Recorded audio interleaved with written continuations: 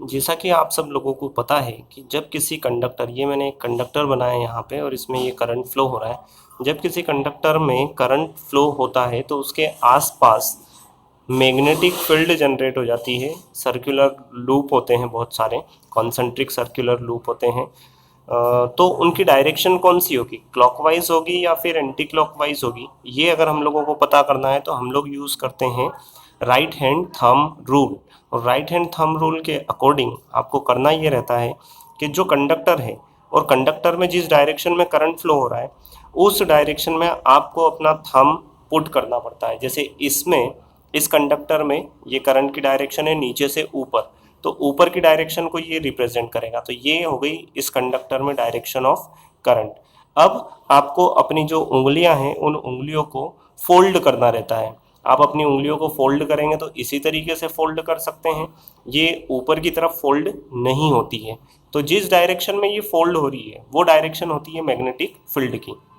तो देखिए, ये जो करंट है इसकी डायरेक्शन थंब रिप्रेजेंट कर रहा है और मेरी जो फिंगर है ये इस डायरेक्शन में फोल्ड हो रही है। मतलब यहाँ पे जो मैग्नेटिक फील्ड की डायरेक्शन है वो है perpendicular inward to the plane of the paper, इस पेपर के प्लेन के इनवर्ड।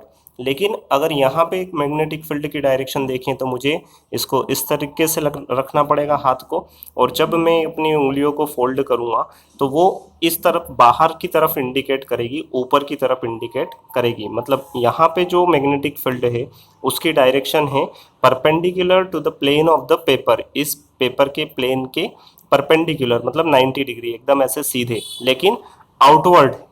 ठीक है, ये है Fleming's right hand thumb rule.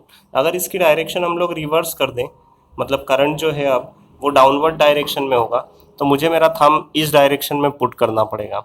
अगर कोई कंडक्टर मान लीजिए ऐसा है और उसमें करंट जो है वो इस डायरेक्शन में फ्लो हो रहा है, तो ये आपको थंब इस डायरेक्शन में और ये अपनी फिंगर जिस डायरेक्शन में फोल्ड हो रही है वो डायरेक्शन ऑफ मैग्नेटिक फील्ड होगी। मतलब ये डाउनवर्ड हो गया और यहाँ पे अगर देखेंगे तो ये हो जाएगा इनवर्ड।